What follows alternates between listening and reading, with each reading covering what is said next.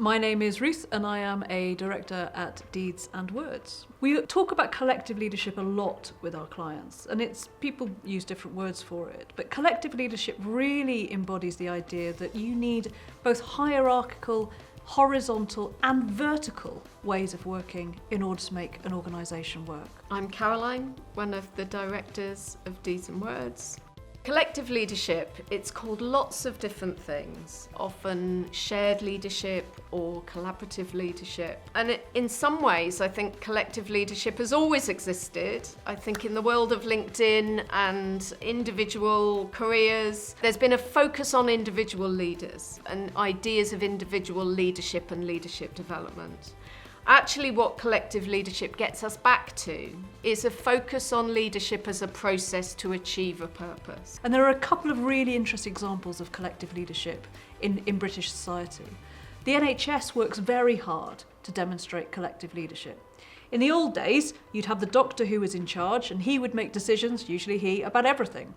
What the NHS now realises is that you need the perspective of the auxiliary nurse, the matron, the person who's planned the bed rotation, who's working out the meals, the doctor, the nurse who understands medication. You need all those different perspectives in order to make that ward work. You cannot rely on a simple up and down command and control way of working.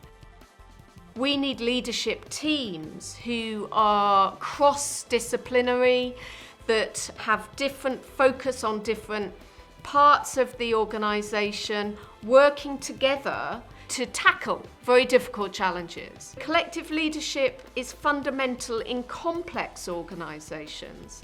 Collective leadership is needed where one discipline or one profession isn't going to solve the problems.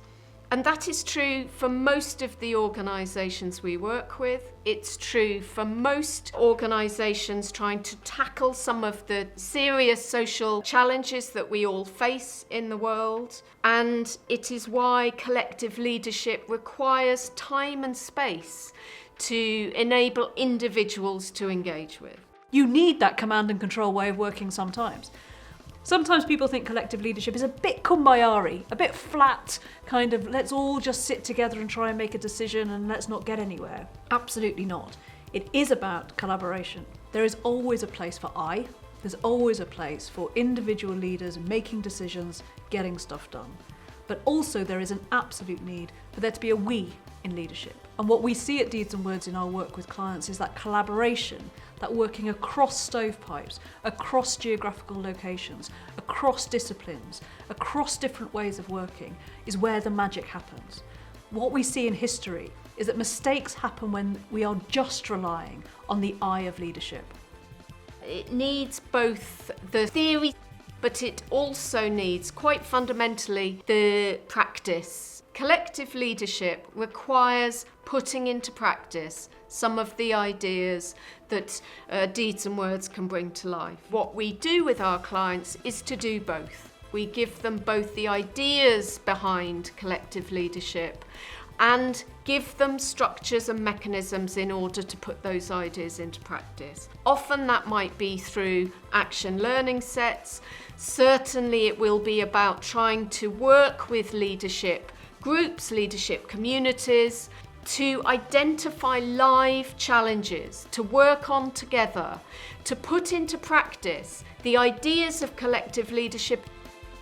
One of the best examples I really like on collective leadership is comparing the Avengers with the DC Comics superheroes. If you think about Superman, Wonder Woman, Batman, they are absolutely heroic leaders. What you see in the Avengers is a collection of different heroes with different egos, different ways of working, different approaches, having to work together. They don't always get on, they absolutely have their heroic leadership moments, but in the Avengers and Marvel universe, you tend to always need collaboration between different superheroes. It's not the most academic of examples, but it's one of the things that brings collective leadership to life for me. If you think some of these ideas might be interesting to you and your team, do get in touch. We'd love to talk to you more about it.